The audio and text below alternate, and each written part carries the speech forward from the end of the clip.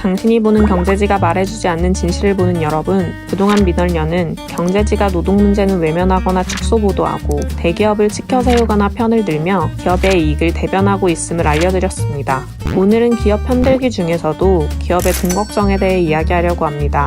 바로 법인세 이야기입니다. 경제지는 꾸준하게 이 법인세를 두고 인하해야 한다고 주장해 왔습니다. 명분은 언제나 지금 나라 경제가 안 좋아 기업 활동이 위축되고 있으니 법인세를 인하해 기업이 활발한 경제 활동을 하게 도와야 한다는 거였죠. 법인세를 인하하면 기업만 좋은 게 아니라 기업의 설비 투자와 고용이 활발해져 개인에게도 이익이 돌아가는 낙수 효과가 이뤄진다고 말합니다. 그래서 문재인 정부 세법 개정안 발표 때마다 법인세가 인상되면 국민에게 부담이 돌아간다며 절대 반대를 외쳤죠. 물론 와중에 삼성 같은 대기업 걱정도 빠지지 않습니다. 그렇다면 사실부터 짚어봐야겠죠. 답해보자면 판단 불가입니다. 학계에서는 여러 차례 법인세가 기업 활동이나 나라 경제에 어떤 영향을 미칠까 연구해왔습니다. 연구마다 법인세 인하 효과가 있다거나 없다거나 여러 분석을 내놓아 갑론을박은 계속되는 상황이지만 정해진 답은 없다고 합니다. 다만 법인세 인하가 경제 선순환을 이룰 거란 주장이 현실에서 작동하지 않았다는 사례는 여러 찾아볼 수 있습니다. 우선 미국 경제 재건과 활력 회복을 위해 세출을 삭감하고 기업에 대한 정부 규제를 완화하는 등 감세 정책을 급진적으로 추진하며 낙수 효과를 기대했던 미국 로널드 레이건 대통령의 경제 정책, 일명 레이거노믹스.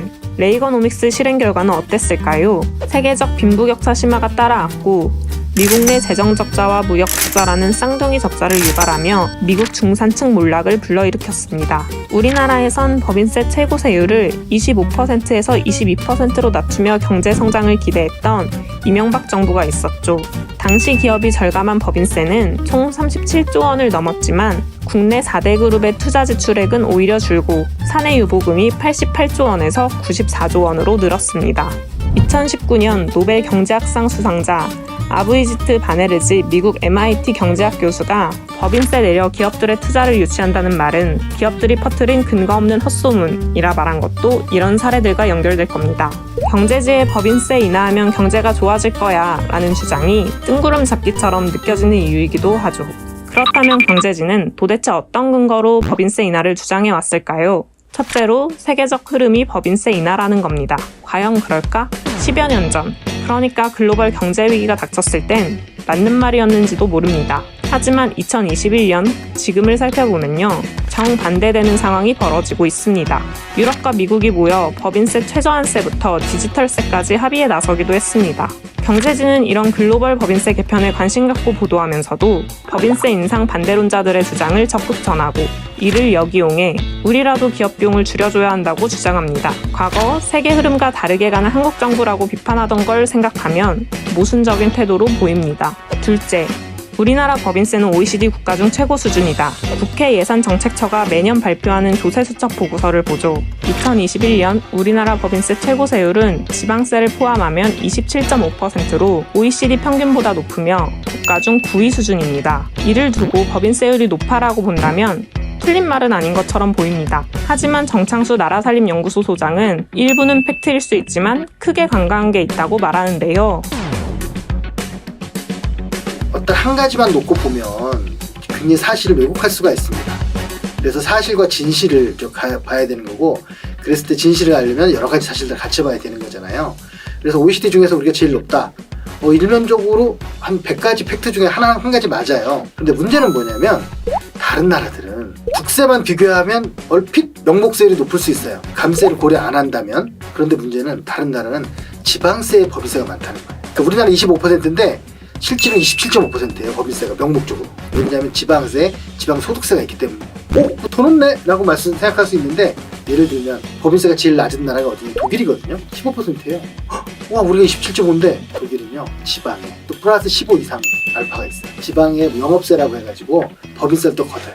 벌써 30이잖아요. 거기 쭉 올라가죠. 스웨덴은요, 스웨덴 얼마 전에 삼성 상속세 때문에 문제가 됐었는데 스웨덴 상속세 없어요. 그것만 얘기하잖아요. 그런데 스웨덴은요, 사업소세라고 해서 30%를 걷어요. 우리가 다 걷어서 알아서 복지해줄 테니 당신들은 비즈니스만 해라. 그 사업주들도 그래, 우리 내고 회사 복지 안 할게. 그게 서로 편한 건데 훨씬 많이 내는 거죠.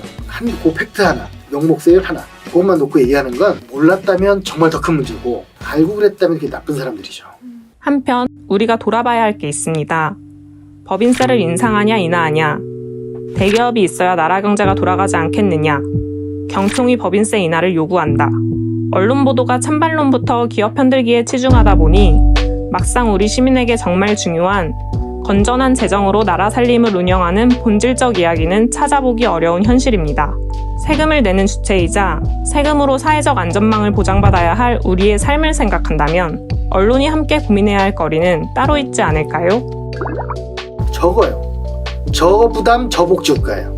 그러면 우리 계속 적게 내고 복지도 적게 받아야 된다고 주장을 해야 돼요. 근데 복지를 적게 받자고 할 수는 없으니까 계속 세금만 적게 내자는 얘기를 하는 거거든요. 성장을 위해서. 그런데 왜 세금이 많은 나라가 더 고성장 국가이고 선진국일까? 그 비밀에 대해서 한번 생각해 봐야 되는 거죠.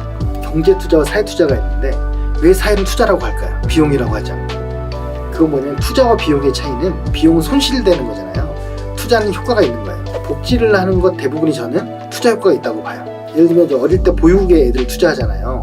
그러면 더 아이를 낳을 것이고 또 낳은 애들이 커서 공부를 해서 경제활동을 하겠죠. 걔네 세금을 냅니다. 이제 해크먼이라고 하는 노벨 경제학상 수상자가 2000년에 받았는데 교육에 대한 투자는 16배 투자 효과가 있다. 이런 거예요. 예를 들면 최근에 어떤 일이 있었냐면 보육원 여기서 나간 청년들이 나갈 때 500만 원 받아가지고 뭐 방도 못 구해가지고 결국은 떨어지고 나쁜 길로 빠지고 이렇게 된다고 하잖아요. 그래서 서울하고 경기도에서 뭘 했냐면 사회성과 연계 채권이라고 해서 이 친구들을 케어해가지고 사회적으로 정착할 수 있게 이후에 프로그램을 운영한 거예요. 했더니 그게 기초수급자로 될 확률이 높았던 친구들인데 그렇게 쓴 돈이 얼마 안 되거든요. 이 친구들이 기초수급자가 안 되면 기초수급자한테 갈 돈이 절감되는 거잖아요. 사회적으로 꼭 해야만 하는 거라면 그게 이제 어떻게 보면 투자 효과가 있는 거죠. 마찬가지로 뭐 범죄를 예방하는 활동이라든가 우리가 왜 돈을 벌어야 합니까? 행복하기 위해서 우리가 좀 더 잘 살기 위해서 하는 거잖아요.